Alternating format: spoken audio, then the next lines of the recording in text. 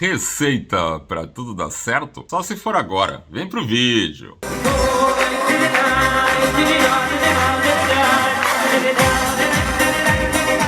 Shalom, sou Israel Tvorek e esta é a porção semanal da Torá, a Parashá Balak.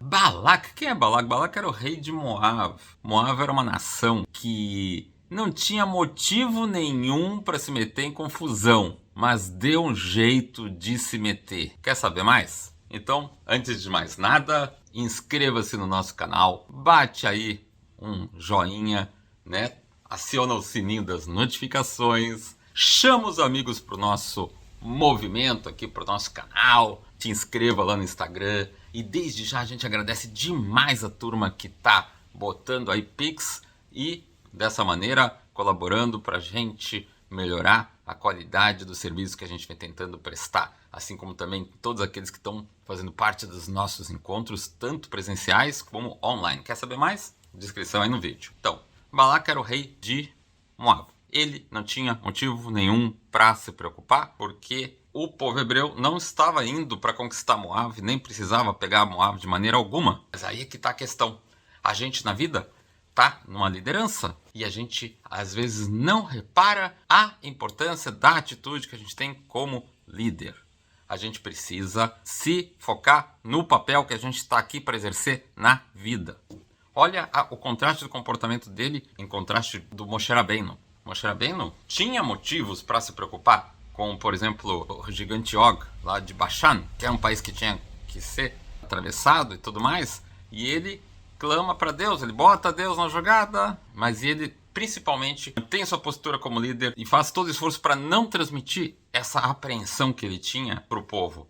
Já o Balak, que não tinha motivo nenhum para estar apreendido, vendo como Moshe Rabbeinu já conseguiu conquistar outros povos no caminho quando eles estavam se opondo à passagem do povo hebreu, que não queria guerra com ninguém, só queria ir para sua terra santa, ele começa a ficar apreensivo por ele mesmo. Ele torna apreensivos todos os que estão em volta dele e ele ainda fica procurando algo que não tinha motivo nenhum, fica procurando pretexto para achar briga, para achar confusão.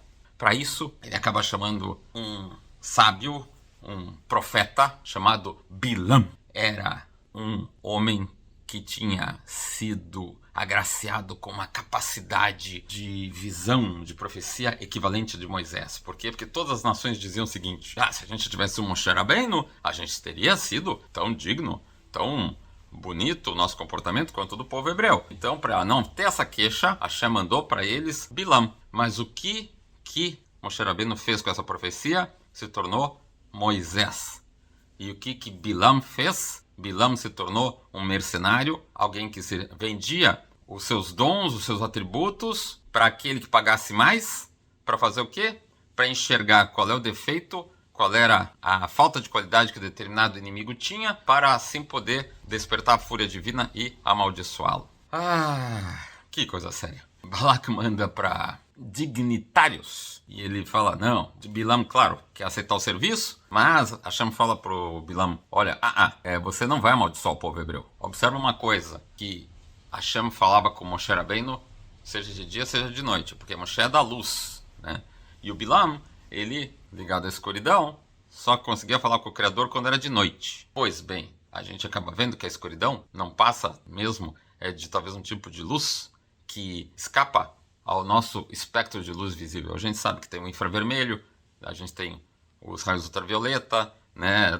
Ou seja, a gente sente calor, a gente pode perceber de outras maneiras, mas não através da visão física. O que para nós é escuridão, na verdade, se define o quê? Por ausência de luz. De Bilam, justamente de Bilam, tentando amaldiçoar o povo hebreu, é que a gente vai acabar vendo saírem as maiores e mais belas profecias e bênçãos para o povo judeu. Então, não é porque os dignitários não eram o suficiente para honrá-lo, porque na verdade ele que era uma pessoa focada no seu ego. Claro que ele queria honra, claro que ele queria riqueza. Ele chega a dizer, nem que o Balak me desse toda a sua casa e ouros e joias, ou seja, ele estava negociando, mas na verdade é que Hashem fala, não, você não vai amaldiçoar o povo hebreu. Mas ele insiste tanto, vai falar só o que eu te deixar dizer. É o que Deus fala para o Bilam. Claro, quando Bilam está se dirigindo para cumprir essa malvada missão, a burra, a jumenta que ele estava montando, travava. Travava por quê? Porque a jumenta estava enxergando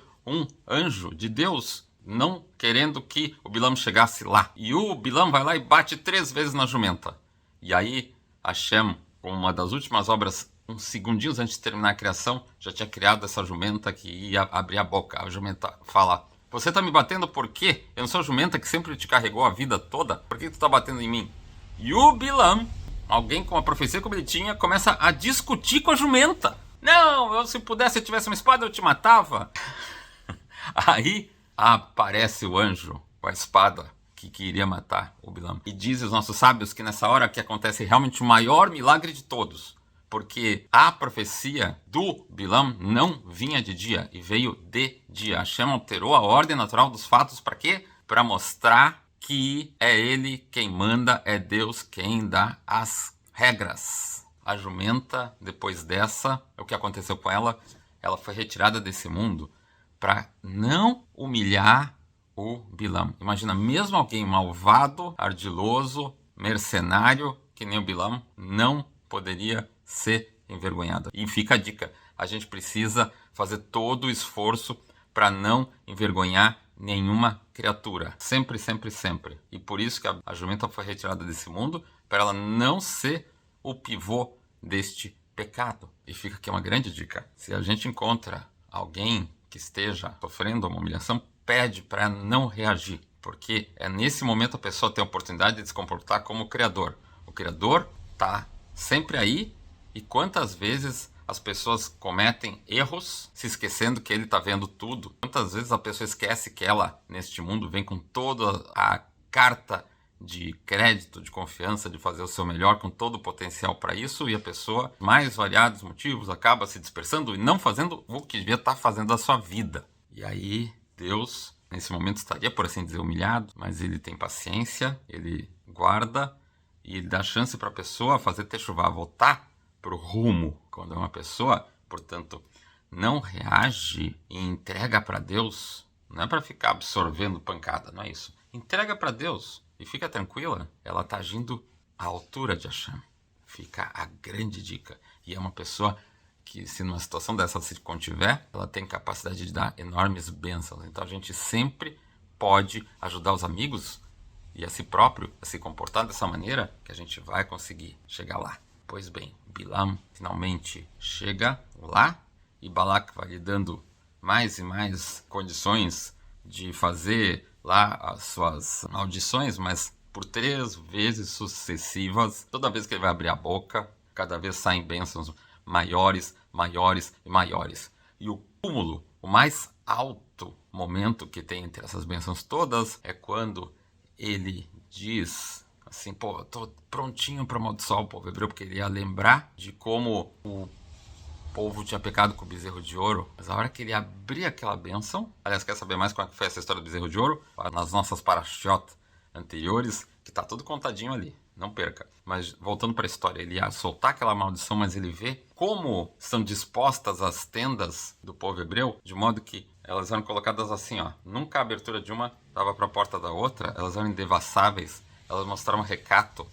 E ele diz assim: quão abençoadas são tuas tendas, Jacó, as tuas moradas, Israel. Então a gente vê que não só se preocupar com os grandes detalhes de recato é importante, como também com os pequenos detalhes. No dia a dia, tá bom, a gente se comportar de uma maneira recatada, que bonito, que recompensado, que digno que é. Porém, a gente ainda mais vai ter recompensa se a gente cuidar disso, mesmo quando tiver, por exemplo, à vontade em casa ou nas férias, a gente lembrar que Deus está vendo. E o exemplo que a gente está dando para as pessoas, o jeito que você fala, o jeito que você se porta, o jeito que você se veste, o jeito que você se dirige aos outros, entende? Tudo isso faz a diferença.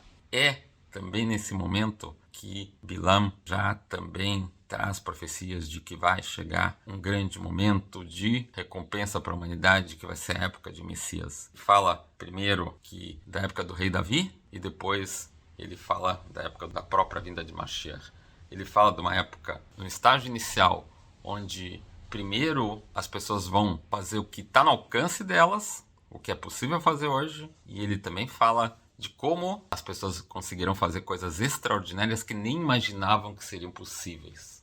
É a época de Mashiach. Fica a dica, façamos o nosso esforço e a gente não deve deixar passar a oportunidade. Para se dar conta. Quando o Balac fala, puxa, eu te paguei para você amaldiçoar o povo hebreu e você não amaldiçoou, você ainda saiu abençoando? Sai da minha frente, some daqui. E o Bilam fala, olha, eu te disse, não tinha te dito que eu não iria fazer nada que não fosse do jeito que Deus manda?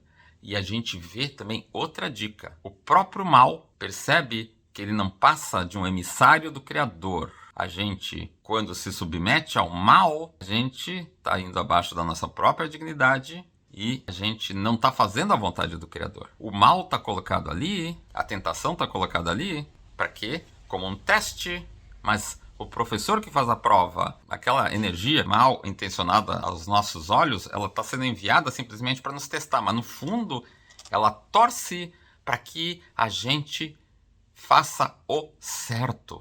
E aí ela vai ser, o seu depoimento ela vai se tornar nossa defensora. Então, por que a gente vai adiar a chance de ser a melhor versão de nós mesmos? E aí que fica a dica, e por isso que a gente começou esse vídeo dizendo do só se for agora. Bilam, antes de se despedir, fala pro Balac, tá, vou te dar uma dica então de como afetar o povo hebreu. Você tem que afetar o relacionamento dos hebreus com o Criador. Ou seja, Deus não gosta de idolatria, Deus não gosta de adultério, né? Tanto que nas duas tábuas em paralelo, a tábua da direita é o relacionamento do Criador com o ser humano, e na tábua da esquerda a gente tem do Criador com a gente. Então, o segundo mandamento dessa tábua do ser humano com o Criador é não terás outros deuses além de mim. E o equivalente ela é adultério, né? Não adulterarás, não vais trair. Ou seja, com idolatria e adultério você pode enfraquecer o relacionamento, Deus o livre, de uma pessoa santa com o Criador. Então, as moabitas vão com ídolos tentar os homens hebreus para que eles saiam dos seus relacionamentos com as suas famílias, etc. Isso causa muita consternação no povo e, nesse momento, um homem chamado Pinhas se recorda, antes de todos, antes mesmo de Moshe Rabbeinu, qual era a lei. Ele se dá conta do seguinte, o jeito é matar a pessoa antes que o mal se consuma. O mal que ele vai fazer junto com aquela mulher que está errada para ele aconteça. Ele vai lá correndo, entra na tenda e, num ato de fanatismo, mata os dois na hora que ia fazer o erro, mas antes que cometam o erro. Se ele tivesse feito isso antes, quando eles ainda não estavam juntos, não tinha erro nenhum se consumando. E se fosse depois, também a lei não o autorizaria. Como ele foi o primeiro a agir, como ele não deixou a oportunidade passar, ele foi homenageado, foi brindado, foi premiado com o cargo de Cohen, de sacerdote. Se ele tivesse ido consultar um tribunal, o tribunal ia dizer não faz, entende? Mas como ele fez e Deus falou que tu fez estava certo, ele revelou a vontade do Criador. E aí fica a dica do nosso encontro de hoje. É o só se for agora. Ou seja, em várias tradições, a oportunidade é essa aí. Quando ela está na mão, a gente precisa pedir para o Criador luz para aproveitar. Sorte é preparação mais oportunidade. Uma pessoa preparada, uma pessoa que estuda, que conhece a lei divina, conhece o seu propósito na vida, ela cumpre aquilo que a gente diz que não dá para você ser uma pessoa correta se você não for estudioso. Se você não for uma pessoa estudiosa, a gente precisa tentar se esforçar. A gente tem um potencial de inteligência? Tem. A gente precisa se esforçar através de compreensão e aí é que a gente adquire o entendimento. A gente precisa fazer a nossa estado-luta e a recompensa disso é que na prática a gente manifesta isso em eventos que se chamam sorte. Por isso que a gente diz que a sorte a gente tem que pegar ela na hora. Não adianta depois ir, deixar passar. Por isso mesmo, fica nosso convite. Assista os nossos encontros, assista os nossos vídeos, conta para os amigos disso que a gente está montando aqui, compreende?